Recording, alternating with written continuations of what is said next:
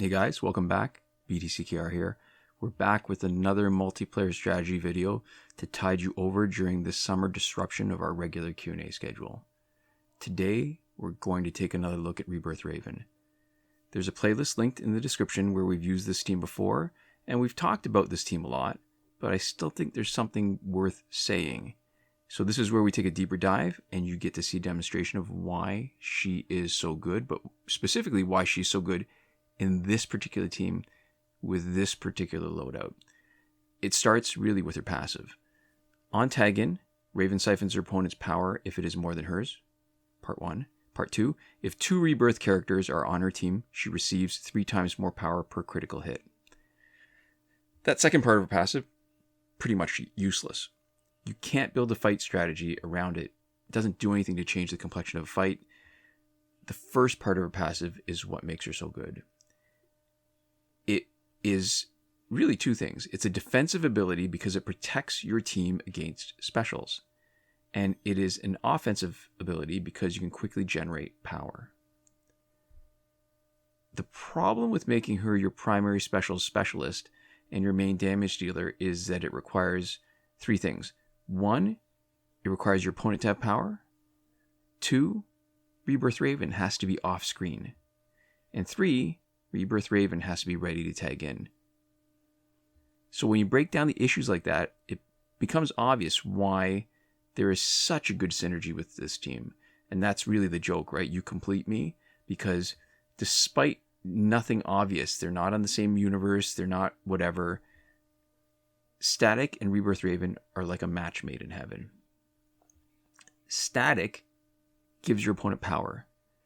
So despite having a relatively low damage special 1, it does a lot of hits.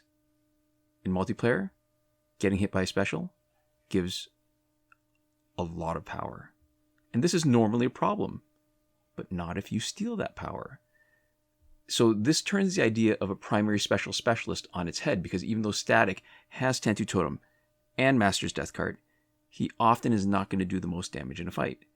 By having Static generate power for the opponent, out of those 3 conditions, right? Your opponent has to have power, your Rebirth Raven has to be off screen, and your Rebirth Raven has to be ready to tag in. So Static is satisfying both of the first 2 conditions. He's giving power to the opponent, and in order to do that, he's on screen and Rebirth Raven is off. And having Hawkgirl as the third party in this, the third wheel in this couple, Hawkgirl Prime, her passive, gives you the best chance for number 3 because there is a shorter cooldown period between tag-ins. She's almost always ready to tag, or Rebirth Raven's almost always ready to tag in when you need her. So a common question we get with any multiplayer team videos is, what does a good character use instead of whoever, fill in the blank?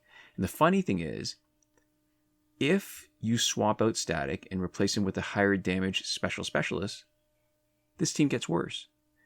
And we can show you this later in the week when we do our weekly recap video and do a demo with Classic Scorpion swapped out for Static. Because, sure, you can make Scorpion work as your primary specialist. His special 2 does a decent amount of damage. Of the 3 hits, only the middle one can't knock out the opponent, so it's really good. But without a guaranteed stun on either special, you can't boost Rebirth Raven's specials the same way with Cloak and Scythe. And without boosting her specials, they don't do enough damage to make her an effective offensive force. So you can still use her passive very effectively for defense by stealing opponent's power, but you lose out on that offensive potential that makes the Static Rebirth Raven combo so impressive. And you can already see how effective she is against a Red Sun Green Lantern team that is immune to critical hits and stun, where she still offers you that.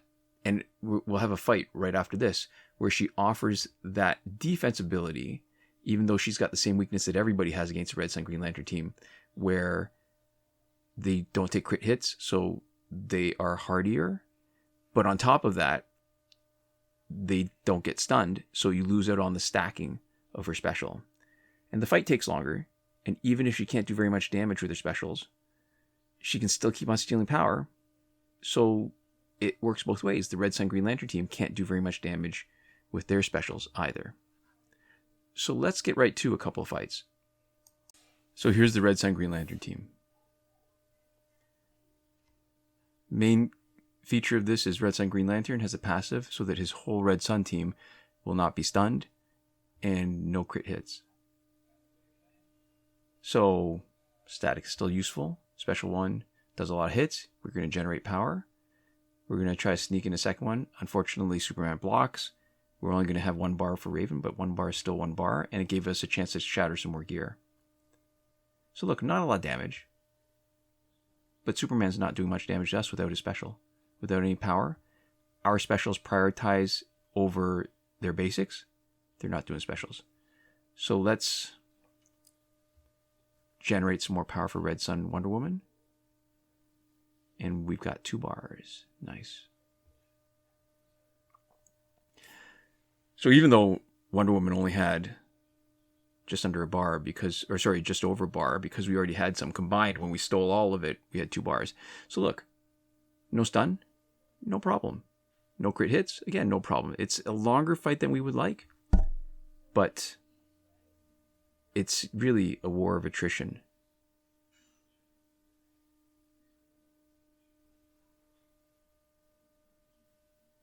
Yeah, and there's really nothing Red Sun Green Lantern can do about that. All right, fight number 1.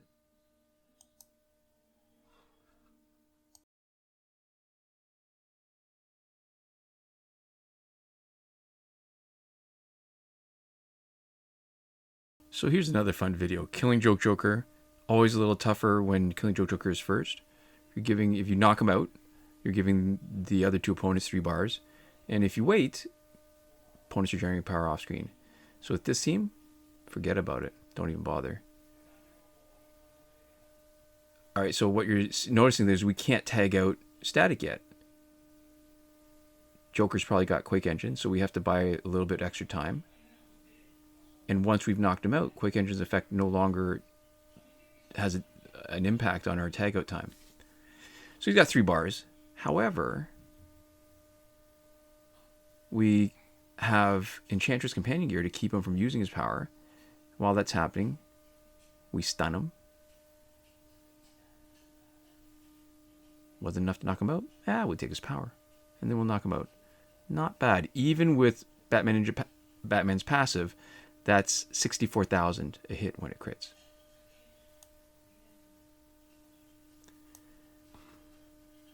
So we'll bring you back to the original ladder that we interrupted to show you the specific fights.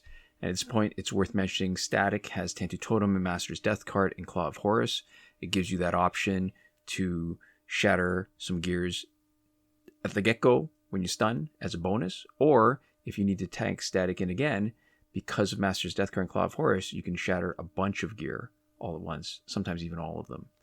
Rebirth Raven has Cloak of Destiny, Necron Scythe, and Enchantress Companion Gear. Cloak and Scythe to stack the stunned damage so that she's able to do 150,000 on one hit, one of the 2 hits of her special 1, and potentially 130,000 on just the first hit of her special 2 if the opponent's stunned and it crits.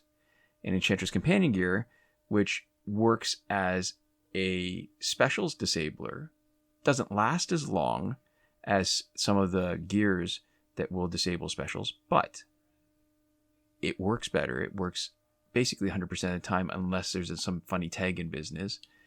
And Hawkgirl matters a lot less. She's got Astro Harness to make her a tank if we need to eat a super, or if we're not prepared with, for whatever reason, with Rebirth Raven. Or,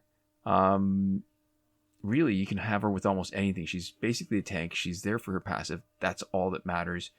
The way you've geared her out matters the least, but if you have any trouble with the fights, it's not a bad idea to give her a little bit of offensive potential, even though she is really just your tank by default.